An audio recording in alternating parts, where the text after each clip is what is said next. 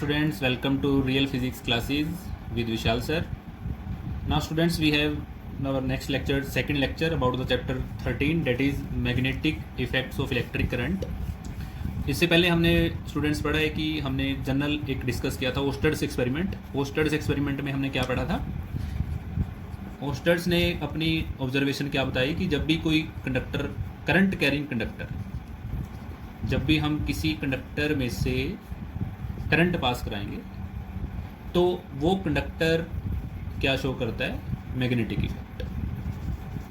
और we can say that a current carrying conductor will produce magnetic field. अब वो तो हमारे पास मैग्नेटिक फील्ड प्रोड्यूस करता है। उससे आगे ओस्टर्स की ऑब्जर्वेशन क्या थी? उसने ये देखा कि उसके लिए हम अब वो मैग्नेटिक फील्ड प्रोड्यूस जो करता है, अब एक हम बात करेंगे स्ट्रेट कंडक्टर की।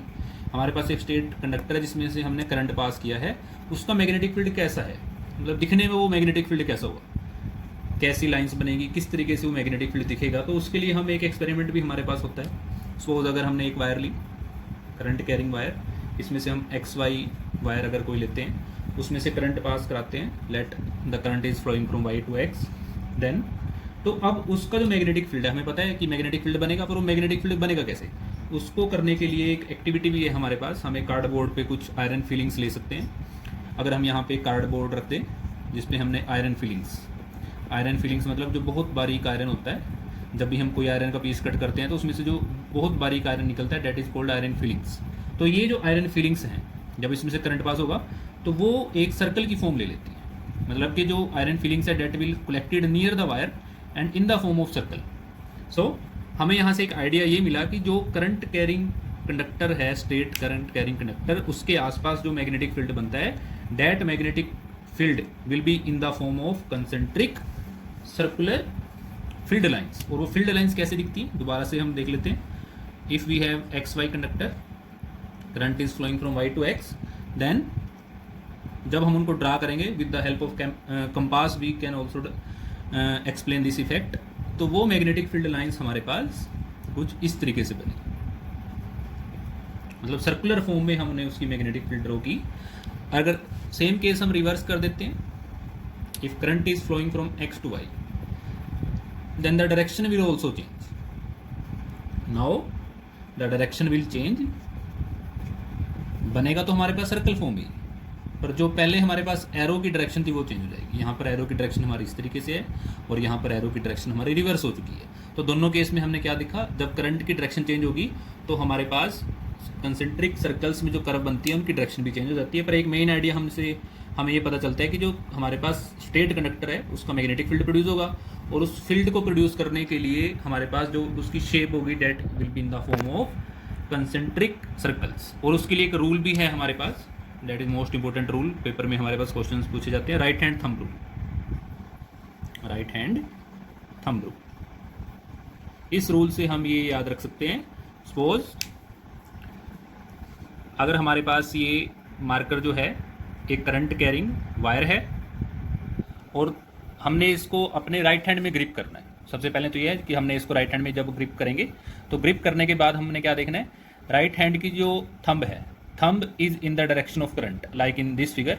थंब की डायरेक्शन में हमारे पास करंट बनेगा, और फिंगर्स की डायरेक्शन में, जिसमें ये हमारी फिंगर्स कर्ल हो जाती हैं, that fingers will show the direction of magnetic field lines. So ये जो राइट हैंड में हमने कंडक्टर को ग्रिप करना है, ऐसे ग्रिप करना है कि जो थंब है that will point in the direction of current and fingers will curl and show the direction of magnetic field. In this diagram will be in the reverse direction, मतलब thumb हमारा downward आ जाएगा और fingers की direction भी change हो जाएगी। तो ये हम दोनों में राइट हैंड थंब रूल से इस मेथड को बता सकते हैं। This method is use to calculate और find the direction of magnetic field due to a straight conductor, current carrying conductor.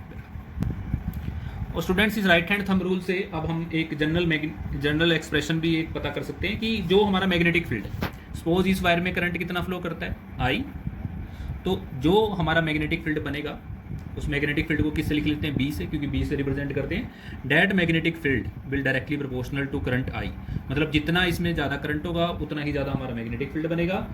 And this magnetic field is inversely proportional to the distance r, means if the distance r यहाँ पे क्या है, the distance R of the compass from the conductor. Suppose this is the conductor, अगर हम compass को यहाँ रखेंगे तो वो डिस्टेंस आर बन जाएगी। जितनी दूर हम कंपस को लेके चले जाएंगे तो उतना ही वीक इसका मैग्नेटिक फील्ड होगा, क्योंकि जितना दूर हम वायर से जाएंगे उतना ही कम उसका मैग्नेटिक फील्ड हो जाएगा। तो इन दो फैक्टर पे हमारे पास मैग्नेटिक फील्ड डिपेंड करता है, किसका? स्टेट कंडक्टर का।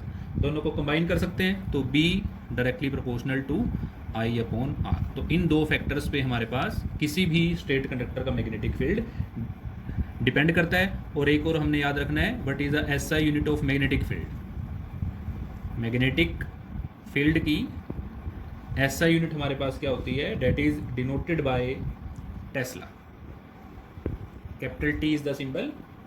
This is the SI unit of magnetic field. It is named after the name of scientist, that is Nikola Tesla.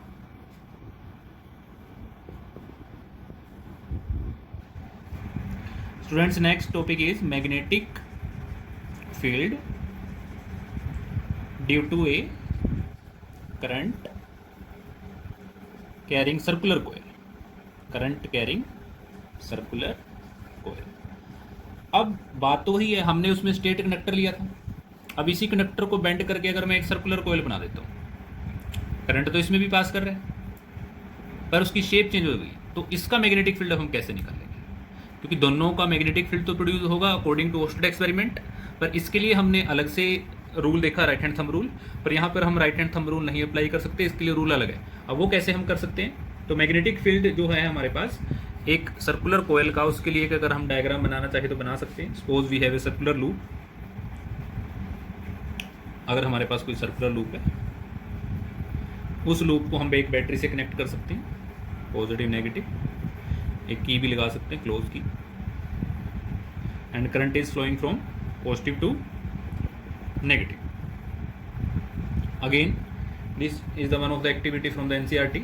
इस एक्टिविटी में भी हम क्या देखेंगे कि अगर हमारे पास हम कोई कार्डबोर्ड यहाँ रख देते हैं तो उस कार्डबोर्ड पे जो आयरन फिलिंग्स है, आयरन फिलिंग्स की जो अरेंजमेंट है, that will be arrange in the form of circle. मतलब वो भी हमारे पास सर्कुलर फॉर्म में हो जाती है, in this and and at the another and also. और ये हम डायरेक्शन कैसे कैलकुलेट कर सकते हैं? From the help of compass. उसके लिए हम मैग्नेटिक फील्ड लाइन ड्रा कर सकते हैं। अब उसके लिए हमारे पास हमने क्या देखना है? एक तो हमारी ऑब्जर्वेशन क्या थी, इस ऑब्जर्वेशन के लिए हमारे पास जो ये ऑब्जर्वेशन हमारे पास ये की थी, किसने की थी? एम्पियर ने। एम्पियर ने ये बताया कि जब हमारे पास सर्कुलर कोयल में हम करंट पास करते हैं तो उसकी जो मैग्नेटिक फील्ड लाइंस की शेप है वो कैसे आती है। तो उसने क्या ऑब्जर्व किया हमारे पास? सबसे पहले तो magnetic field lines near the coil are nearly circular. जितनी हमारे पास सर्कुलर होंगी वो near the coil circular form में होगी, एंड कंसेंट्रिक, मतलब उनका सेंटर जो है वो कोइंसाइड करेगा, जितने भी हमारे पास सर्कुलर बनेंगे। और उसके बाद क्या है? The magnetic field at the centre of the coil can be taken to be uniform. और सेंटर पे जो हमारा कोयल के मैग्नेटिक फील्ड क्या ले सकते हैं? हम यूनिफॉर्म ले सकते हैं। अब उसकी डायरेक्शन कैसे पता चलेगी? उसके लिए रूल हमारे पास एक क्लॉक रूल आता है। अभी क्लॉक रूल हम कैसे याद रखेंगे? For example, if the current is flowing in a coil, अगर किसी कोयल में करंट कैसे फ्लो करता है? In the form of clockwise direction. अगर करंट कैसे फ्लो कर रहा है? क्लॉकवाइज डायरेक्शन में। तो वो हमारे पास हमने याद करने के लिए एक एस शेप याद रखनी है, क्योंकि ये एस शेप जो है ये क्लॉकवाइज डायरेक्शन शो करती है। तो अगर क्लॉकवाइज करंट होगा, क्लॉकवाइज करंट, तो वो कोयल कौन सा पोल बन जाएगी? South pole. एस से हमारा याद रखना है हमने south pole. And if the current, और अगर हमारे पास करंट किसी भी कोयल में एंटी क्लॉकवाइज फ्लो करेगा, तो हमने एंटी क्लॉकवाइज के लिए एक शेप इस तरीके से याद रखनी है, डेट इज नॉर्थ पोल। तो एंटी क्लॉकवाइज में हमारे पास कोयल का कौन सा पोल बनेगा? North pole. तो इससे हम डायरेक्शन निकाल सकते हैं। मतलब क्लॉकवाइज होगा तो साउथ पोल बिहेव करेगी कोयल, अगर एंटी क्लॉकवाइज होगा तो नॉर्थ पोल बिहेव करेगी। तो इन दोनों से हम क्लॉक रूल से पता कर सकते हैं। और व्हाट इज द मैग्नीट्यूड, मतलब मैग्नेटिक फील्ड कितना होगा? वही सबसे पहले तो directly proportional to current, inversely proportional to distance. जितना ज़्यादा दूर जाएंगे कोयल से उतना कम मैग्नेटिक फील्ड होगा। और तीसरा फैक्टर क्या आएगा, यहाँ पे एक तीसरा फैक्टर आएगा नंबर ऑफ टर्न्स, एन, मतलब जितनी ज़्यादा इस सर्कल में टर्न्स होंगी वायर की, अगर हम नंबर ऑफ टर्न्स बढ़ाते हैं तो मैग्नेटिक फील्ड भी बढ़ता है। तो यहाँ से हमारे पास एक जनरल फॉर्मूला क्या आएगा, B directly proportional to N I upon are.